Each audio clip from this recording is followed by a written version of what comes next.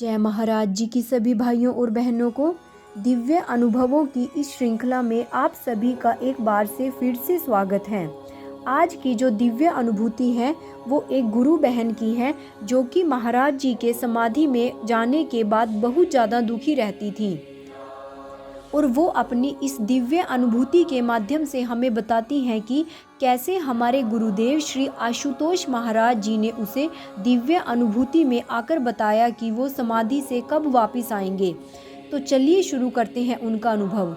वो बताती हैं कि जैसे ही महाराज जी समाधि में गए तो उनका मन बहुत ही ज़्यादा उदास रहता था। वो दिन रात सिर्फ महाराज जी को ही याद करती रहती थी। वो सभी लोगों को कहती कि हमारे महाराज जी समाधि में गए हैं वो एक ना एक दिन वापस जरूर आएंगे। उस बहन की बातें सुनकर कोई भी उसके ऊपर विश्वास नहीं करता था और लोग उसको कहते थे कि तुम्हारे महाराज जी कभी वापस नहीं आएंगे और तुम उनका इंतज़ार करना छोड़ दो। लोगों की बातें सुनकर वह जो बहन है वो बहुत ज़्यादा परेशान रहती थी। तो एक दिन उसको साधना में दिव्य अनुभूति में महाराज जी ने दर्शन दिए। उसने देखा कि महाराज जी ने सफ़ेद रंग का चोला पहना हुआ है और वो उनके घर के पीछे के दरवाजे से उनके घर में प्रवेश कर रहे हैं। और वो उस बहन से बोले कि तू मुझे याद करती रहती है ना, देख मैं तुझसे मिलने के लिए आया हूँ। महाराज जी को देखकर वो बहन बोली कि महाराज जी आप हमें छोड़कर कहाँ चले गए हैं। आपको पता है ना कि आपको याद कर करके हम लोग कितना ज़्यादा रोते हैं। आपके बिना हमारा बिल्कुल भी दिल नहीं लगता और ऊपर से ये लोगों के ताने। लोग हमेशा कहते रहते हैं कि तुम्हारे महाराज जी वापस नहीं आएंगे।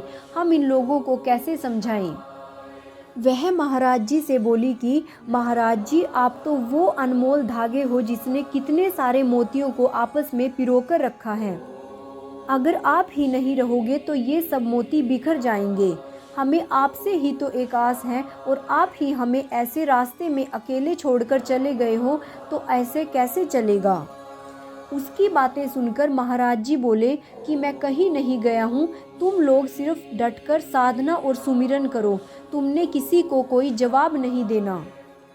उसके बाद उस गुरु बहन ने महाराज जी से कहा कि महाराज जी आप हमारे घर आए हैं, क्या आप भोजन ग्रहण नहीं करेंगे।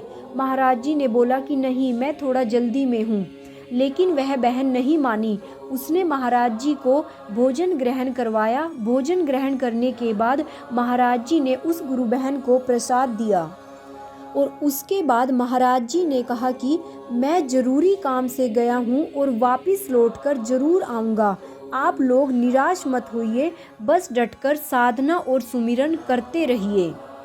इसके साथ ही उस बहन का दिव्य अनुभव यहीं पर समाप्त हो गया। जय महाराज जी की।